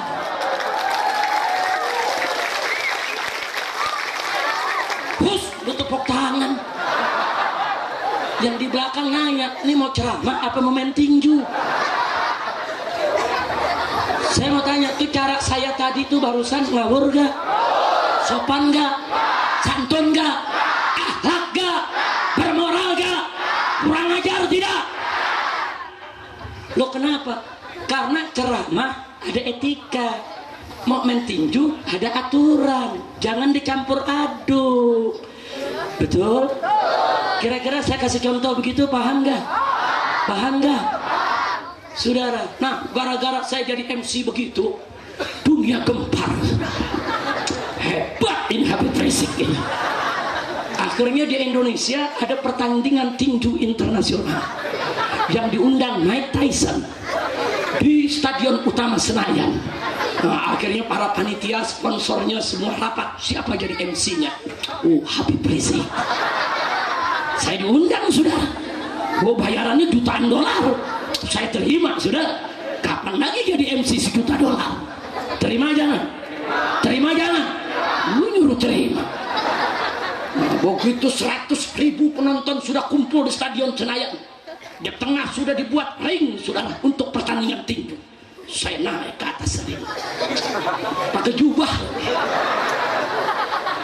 Nih Mick Tyson nih, wah udah naik nih. Dari sudut sana Mick Tyson udah siap lari, saudara. Terus apa saya bilang? Kaum muslimin dan muslimat, rahimakumullah. Sebentar lagi kita akan sama menyaksikan suatu pertandingan yang indah, yang akan menarik hati, yang akan disampaikan oleh Al-Muhtaram Al-Mukarram Ustadz Mike Tyson. Ngawur gak? Itu satu Senayan buka copotin sepatu ditimpuk saya, sudah. Ini mau main tinju apa mau ceramah? Betul? Kira-kira contoh yang saya berikan jelas tidak? Berarti saya mau tanya, main tinju ada aturan tidak? Ceramah ada aturan tidak? Dangdut ada aturan tidak? Baca Quran ada aturan tidak? Nggak boleh digabung-gabungin, saudara. Mau contoh lagi? Betul? Sekali waktu saya datang ke seorang kawan yang punya warteg. Punya usia, dia lagi sakit nggak bisa ngelayanin, saya yang melayani. Saya jualan di warteg. Orang pada larang datang mau beli. Nah begitu mau beli, Habib, coba kita pesen nasi sama lauknya. Nah, oh baik, saya ambil lap, bersih lapnya, saudara. Saya lap dulu piringnya. Sudah saya lap bersih, saya taruh nasi, saya taruh lauk, saya persilahkan. Saya tanya, bagus gak? Bagus gak? Itu tamunya datang nafsu gak makannya? Bersih gak? Alhamdulillah. Nah, sekarang udah ada tamu lagi datang, saudara. Sekarang saya mau sediain lagi nih. Begitu tamu datang, saya cari lap, nggak ada. Kemana itu lap barusan? Dompetin kayak gol. Saya cari nggak ada lapnya. Ada celana dalam. Tapi ini celana dalam bersih, nggak kotor. Ini celana dalam saya buka ngewer-ngewer begini. Habis begitu saya lap pakai celana dalam. Piring itu yang mau beli melotot. Celana dalam. Saudara ditanya, Pak itu celana dalam? Iya celana dalam. Yang penting kan bersih. Udah dah lu tahu makan. Saudara, habis gitu saya taruh nasi, saya taruh lauk, saya sediain. Saya mau tanya, nafsu gak makannya? Ayo jujur, orang pada larang. Ayo, nafsu gak makannya? Nafsu tidak? Nafsu tidak? Saya tanya, tuh yang dagang jorok gak? Jorok gak? Langgar etika tidak? Tidak lazim. Kok pakai celana dalam? Tahu celana dalam kancut. Astagfirullahaladzim. Kacau tidak? Kacau tidak? Berarti saya tanya, ternyata di warteg ada aturan tidak? Begitu juga saudara, segala sesuatu ada aturan. Apalagi baca Al-Quran, kitab suci, kitab mulia, kitab agung, kitab Allah. Nggak boleh disembarangi saudara. Makanya dalam mazhab Al-Imam Asy-Syafi'i radhiyallahu ta'ala anhu, saking memuliakan Al-Quran, saking mengagungkan Al-Quran, orang-orang yang tidak ada wudhu nggak boleh untuk menyentuh mushaf Al-Quran. Betul? Kenapa begitu saudara? Saking mengagungkan Al-Quran, saking memuliakan Al-Quran, nggak boleh sembarangan saudara.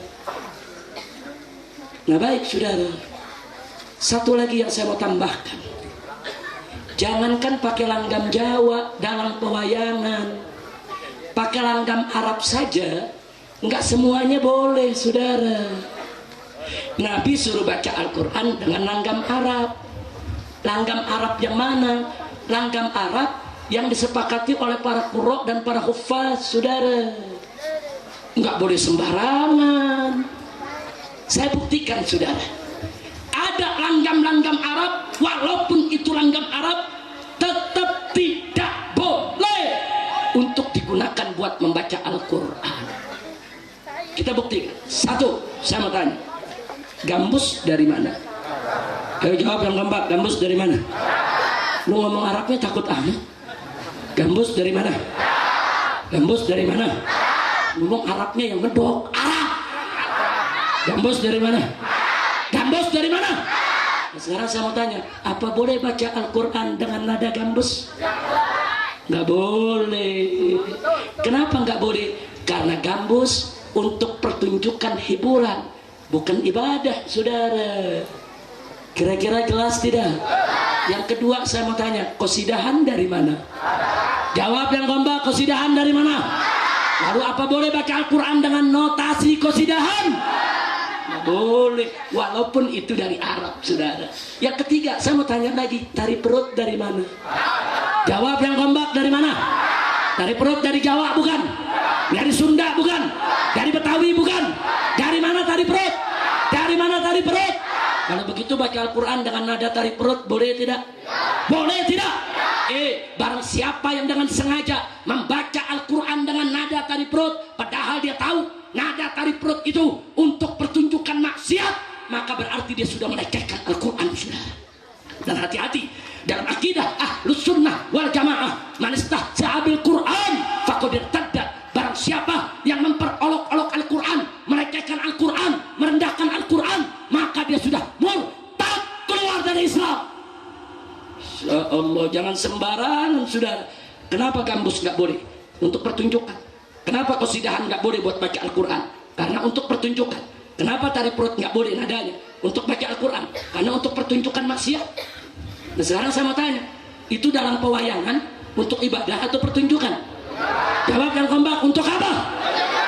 Pertunjukan Arab saja nggak boleh untuk baca Al-Quran. Bagaimana dengan pertunjukan bukan Arab? Kurang ajar. Insya Allah, kira-kira jelas tidak? Jelas tidak? Jadi nggak boleh sembarangan baca Quran saudara, jangan. Ada yang jawab begini, saudara Habib Rizik, saudara maklumilah baca Al-Quran dengan langgam Nusantara. Kenapa? Kan nggak semua orang Indonesia bisa langgam Arab. Habib jangan egois dong.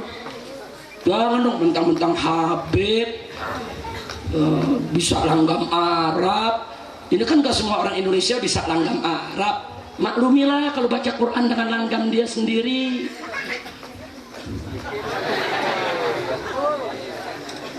Jawab jangan. Udah malam. Jawab jangan. Udah malam. Mau hujan. Enggak apa-apa. Ntar kalau airnya banjir enggak apa-apa. Lanjut. Betul. Masya Allah, luar biasa nih majelis Liwaul Habib. Hujan nggak mau bubar juga. Mudah-mudahan biar hujan gede. Amin. Emang udah lama nggak hujan ya? Mau hujan nggak? Mau hujan? Saya punya doa. Kalau dibaca hujan langsung turun. Mau gak? Mau gak? Mau baca? Betul? Cuman saking manjurnya di doa, udah turun gak berhenti-berhenti. Mau baca ya lo? Gak berhenti-berhenti, udah hujan terus udah. Mau? Mau? Hujan terus gak berhenti. Kerendam rumah lu semua. Mudah-mudahan Allah turunkan hujan sayyiban nafi'ah, hujan yang membawa rahmat. Amin. Baik, kita lanjutkan saudara. Jadi apa dia bilang barusan? Maklumi, orang Indonesia kan gak semuanya bisa langgam Arab. Betul? Betul? Jawab jangan. Jawab jangan. Mereka-mereka yang berkata begitu, saudara, hati-hati. Jangan kau hina bangsa Indonesia. Jangan kau remehkan orang Indonesia. Siapa bilang orang Indonesia tidak bisa membaca Al-Quran dengan langgam Arab? Kau dusta, kau penipu, kau pembohong, kau pengkhianat. Kita bisa buktikan saudara, bangsa Indonesia, umat Islam Indonesia selama ini lidahnya fasih membaca Al-Quran, lidahnya begitu bagus membaca Al-Quran dengan langgam Arab saudara. Mana buktinya? Mari kita lihat saudara. Mari kita lihat hampir setiap saudara musabaqah tilawatil Quran tingkat dunia, tingkat internasional, dimanapun diadakan, Indonesia kori-korinya selalu keluar menjadi pemenang juara internasional dalam baca Al-Quran saudara. Takbir. Saudara, kori-kori Indonesia keluar saudara menjadi pemenang. Kori Mesir kalah, kori Saudi kalah, kori Yaman kalah, kori Libya kalah, kori Syria kalah saudara. Kori-kori Indonesia kalau dia tidak bisa langgam Arab, nggak nantinya dia jadi juara qiraat internasional saudara. Kenapa kori Indonesia bisa jadi juara? Karena langgamnya bagus, tajwidnya bagus, bacaannya bagus, suaranya bagus. Saudara, jangan sembarangan kau hina bangsa Indonesia. Masya Allah, makanya saya mau tanya, orang Indonesia musabaqat tilawatil Quran internasional bisa menang, kori Arab kalah semua. Berarti bangsa Indonesia pinter gak? Jawab yang gambak, pinter gak? Bagus tidak? Cerdas tidak? Takbir. Enak ngomong Indonesia dibilang nggak fasih saudara. Kalau nggak fasih nggak jadi juara. Kalau tajwidnya nggak bagus nggak jadi juara saudara. Kalau baca Qurannya salah dikit aja nggak jadi juara saudara. Ini dahsyatnya orang kita saudara. Mari kita buktikan lagi saudara. Mau tahu lidah bangsa Indonesia? Mari kita lihat di Pakistan, di India saudara. Sampai hari ini orang India, orang Pakistan menyebut nama Allah tidak fasih saudara. Masih banyak di antara mereka yang tidak fasih. Masyarakat di bawah, kalau ulamanya fasih-fasih, pelajarnya fasih-fasih saudara. Tapi masyarakat di bawah mereka sebutnya Allahu Akbar, Subhanallah, La ilaha illallah. Begitu saudara. Jadi kalau mereka azan, Asyhadu an la ilaha illallah. Saya mau tanya, ini di Padalarang nih, besok subuh ada anak muda azannya begitu, Asyhadu an la ilaha illallah. Kira-kira ditempelin marbot gak? Ditempelin marbot, ayo bladok sih ya. Kok belum bisa, udah coba-coba azan, betul? Betul? Nah, sekarang saya mau tanya nih orang Indonesia, coba rame-rame sebut Allah. Rame-rame Allah. Allah. Sekali lagi. Sekali lagi. Yang lebih keras, lebih kompak. La ilaha illallah. Sekali lagi. Yang lebih kompak. Yang lebih keras. Astagfirullah. Sekali lagi. Sekali lagi. Yang lebih keras. Yang lebih kompak. Subhanallah. Subhanallah. Sekali lagi. Takbir. Saya nggak dengar tuh di belakang udah bilang Allahu Akbar. Enggak, saya nggak dengar. Orang Indonesia fase-fase, saudara. Siapa bilang nggak fase? Jadi kalau ada pejabat bilang orang Indonesia nggak fase, bukan orang Indonesia nggak fase, lu pejabat keblinger yang nggak fase. Orang-orang masyarakat di bawah yang sekolah di TPA, sekolah di madrasah, yang masuk pesantren, yang belajar sama kiai, nggak ada nggak fase, betul? Betul? Saya mau tanya santri-santri yang belajar di pesantren, fase tidak? Yang belajar di madrasah diniyah, fase tidak? Yang ikut ngaji di TPA, fase tidak? Fase, saudara. Enggak sampai di situ. Bahkan saat ini di Indonesia 100.000 lebih anak-anak muda kita hafal Quran 30 juz, saudara. Jangan coba-coba hina bangsa Indonesia, saudara. Enak ya, bangsa Indonesia ini kan banyak yang nggak bisa dan Arab. Pala lu bomenyan, kadal kebon. Kira-kira jelas tidak? Berarti jujur orang Indonesia bagus tidak? Bagus tidak? Alhamdulillah. Takbir. Insya Allah. Jadi nggak usah pakai alasan-alasan lah, saudara. Sekarang saya tanya, jadi bangsa Indonesia membaca Al-Quran sudah bagus, berarti maju tidak? Maju tidak? Jadi bangsa Indonesia udah maju nih. Dulu cuman di Arab yang Islam, Indonesia belakangan masuk Islam, kita di belakang nih, di belakang Arab. Tapi begitu kita masuk Islam, kita belajar Islam, belajar baca Al-Quran, Arab kita susul, sudah. Kita maju, sudah. Lebih dari Arab dalam pembacaan Al-Quran. Bagus tidak? Bagus tidak? Begitu udah maju, saudara. Dari istana presiden kita mau dibawa mundur lagi ke alam Petruk karena Semar. Ya kan dalam pewayangan Petruk Semar, betul? Berarti diajak maju apa diajak mundur? Diajak maju apa diajak mundur?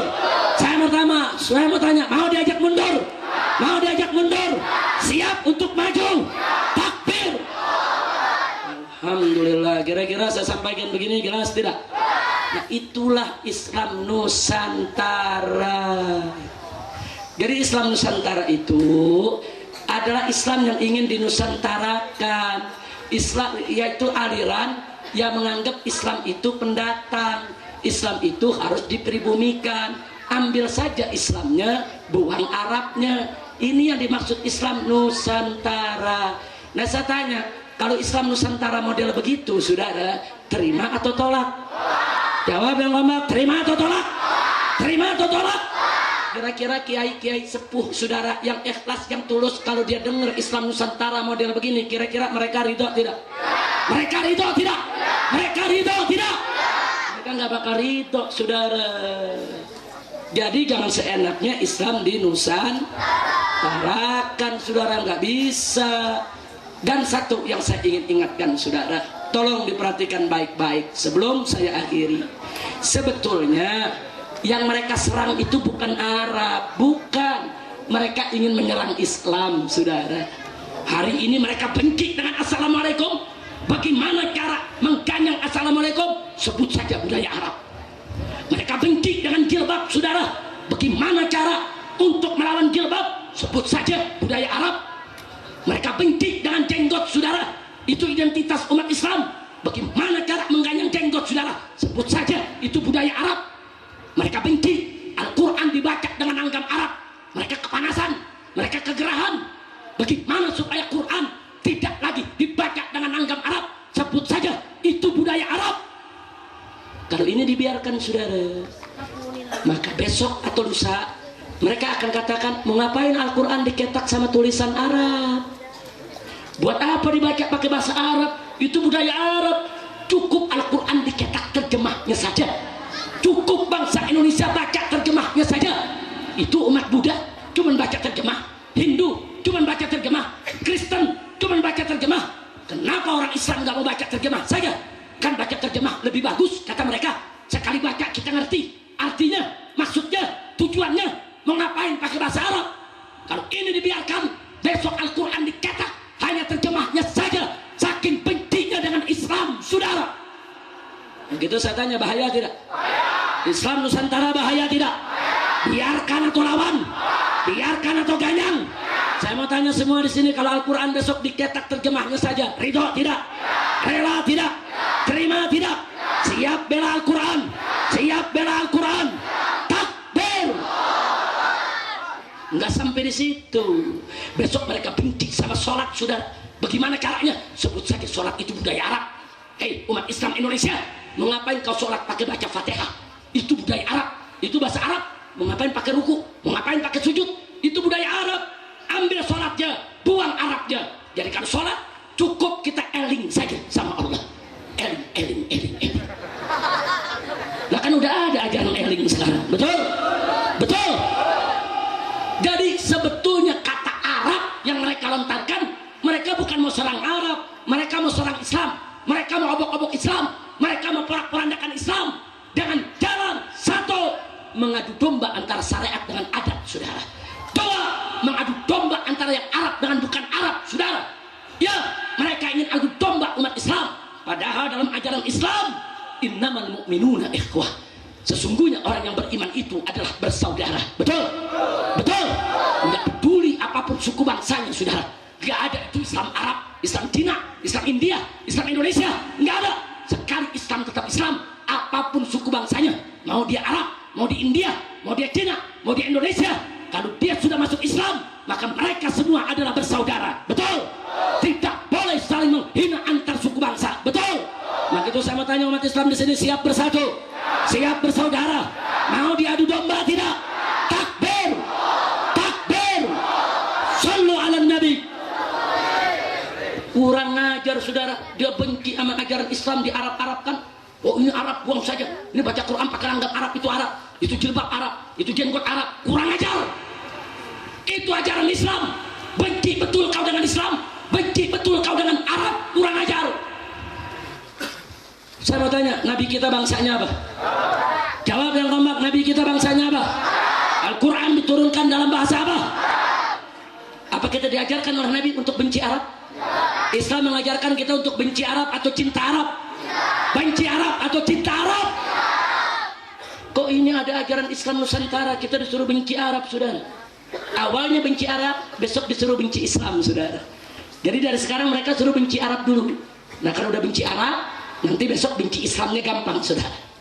Na'udzubillah min dzalik. Maka itu saya mau tanya semua yang ada di sini, siap bersaudara? Siap bersatu? Mau diadu domba? Jangan.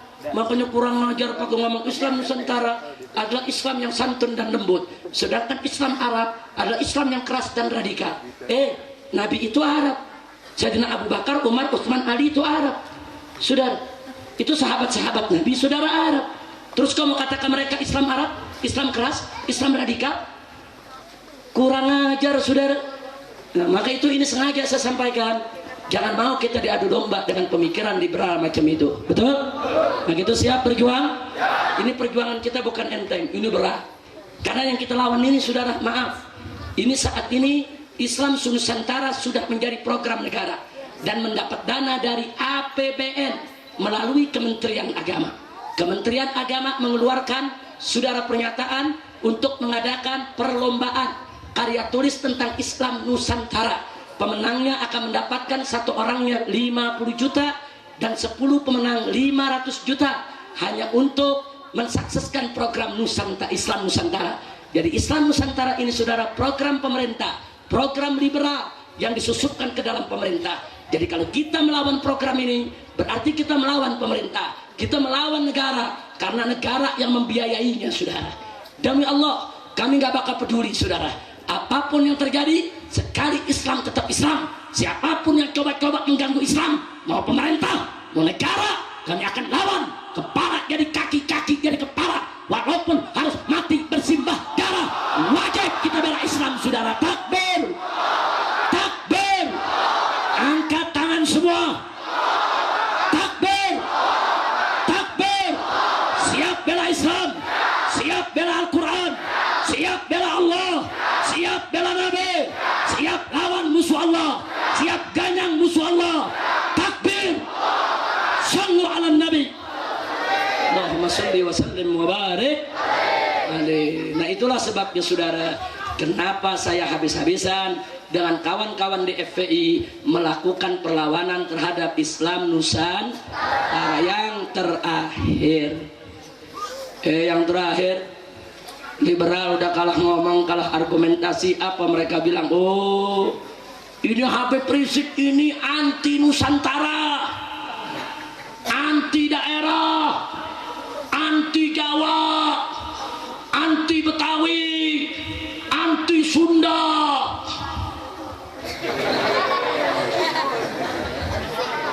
Masya Allah. Jawab jangan, jawab jangan. Saudara, saya tidak anti Nusantara, justru saya cinta Nusantara. Saya tidak anti daerah, justru saya sangat cinta kepada daerah. Yang saya anti kalau agama dipermainkan. Betul?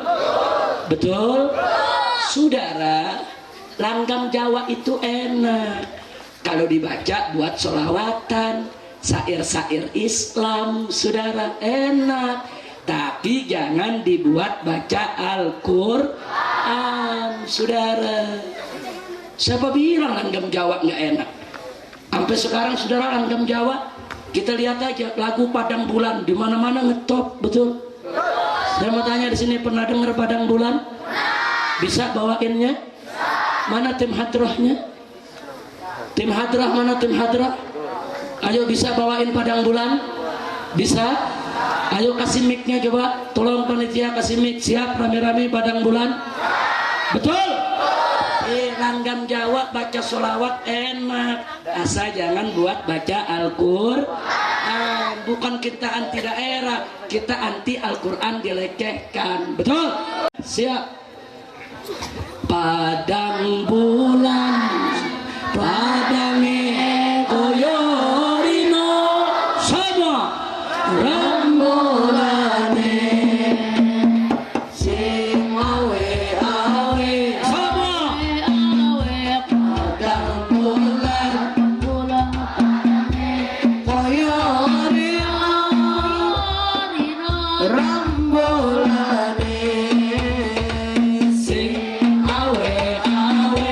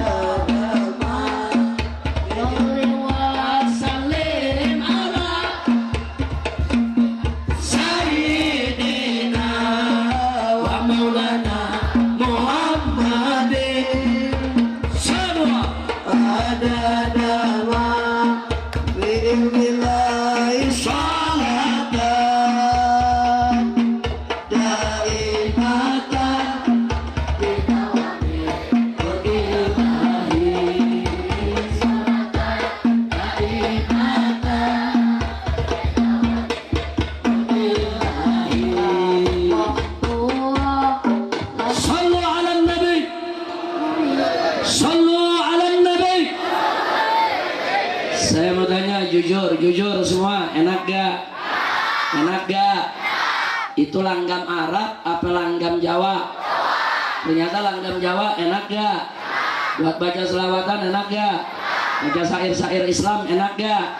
Nggak ada yang anti, asal jangan buat baca Al-Quran. Kira-kira jelas tidak?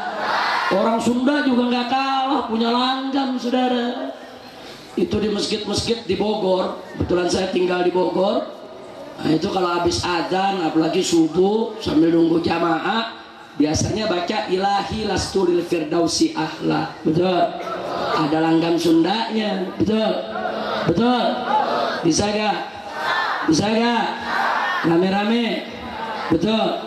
ilahi lastuli firdausi a'la wala aqwa ala naril jahili fahab li taubatan waghfir dhunubi fa innaka ghafurun dzambil azim. Pakai bahasa Sunda.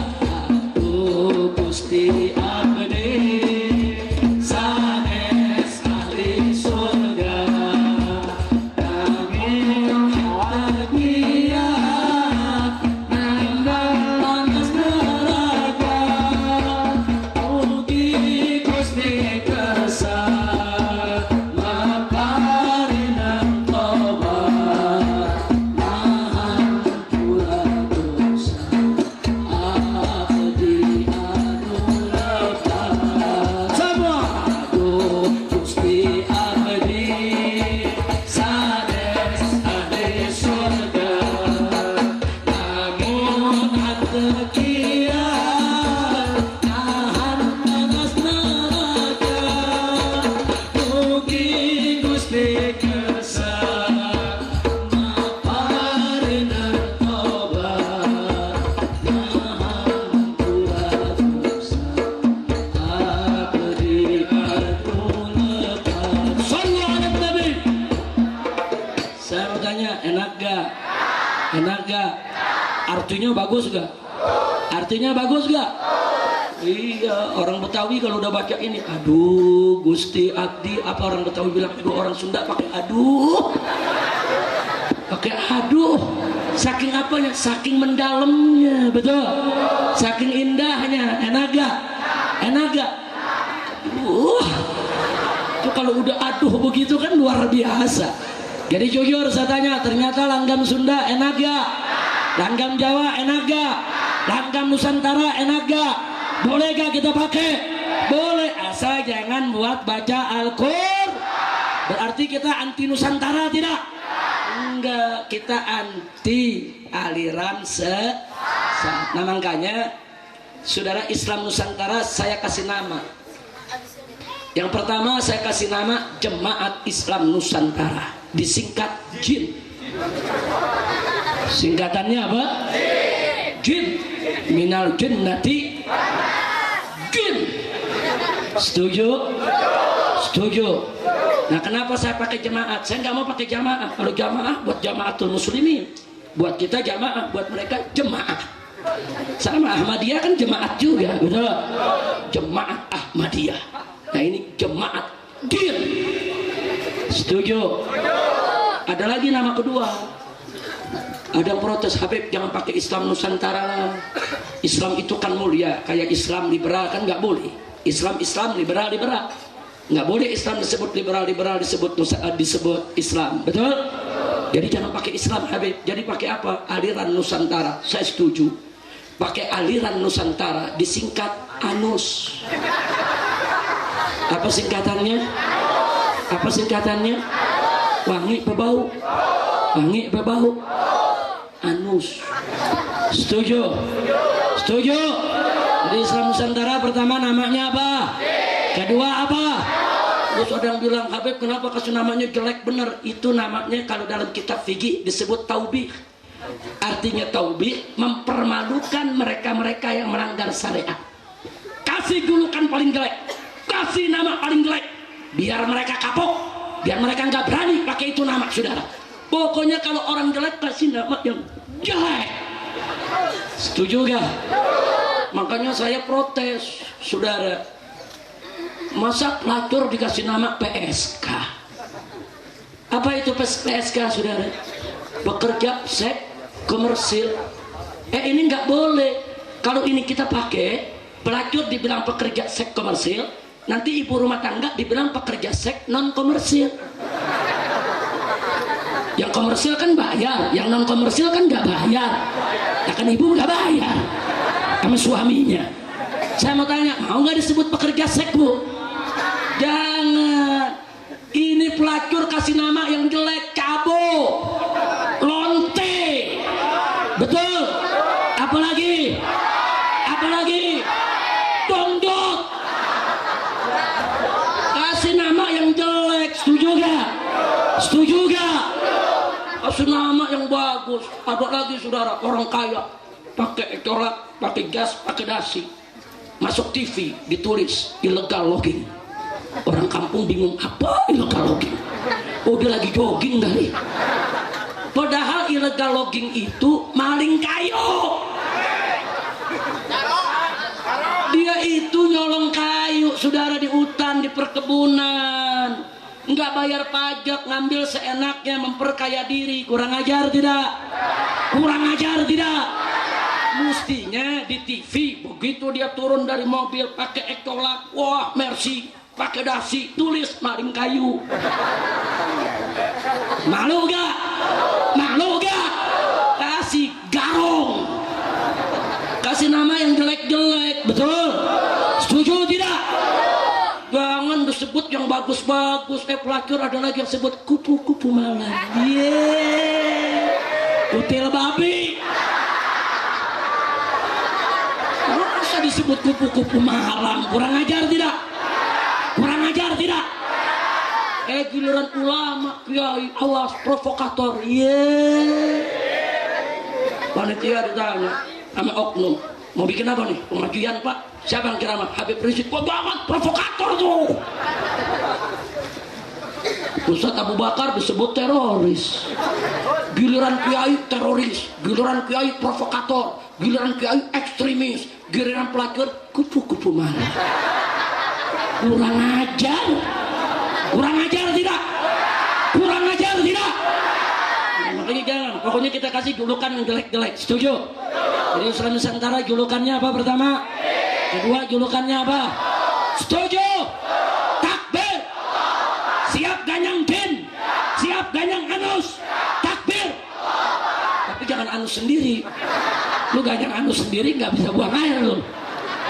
Masya Allah. Nah itu yang saya mau sampaikan pada malam hari ini. Kira-kira jelas tidak? Jadi kesimpulan ceramah pada malam hari ini, saudara, kita wajib waspada akidah. Siap jaga akidah, siap bela Islam. Alhamdulillah.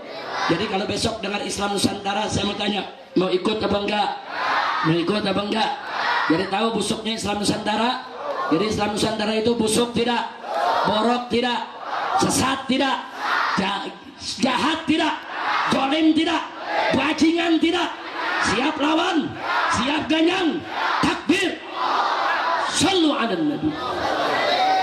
Ini yang saya mau sampaikan, saudara. Nah, sebelum diakhiri, saya minta tolong kepada Kiai Haji Abdul Qahar untuk rame-rame kita tutup acara ini, saudara. Nanti sebelum doa, kita minta guru kita Habib Zaki untuk baca doa buat kita semua. Setuju?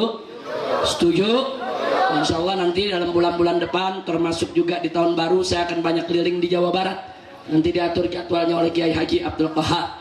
Nah, kita minta Kiai Haji Abdul Qahar membawakan selawat perjuangan FPI. Setuju tidak? Untuk memberikan semangat ganyang liberal, ganyang miras. Setuju tidak? Nah, kita persilakan kepada Kiai Qahar untuk yaitu melanjutkannya. Takbir. Dari saya cukup sekian. Wassalamualaikum warahmatullahi wabarakatuh.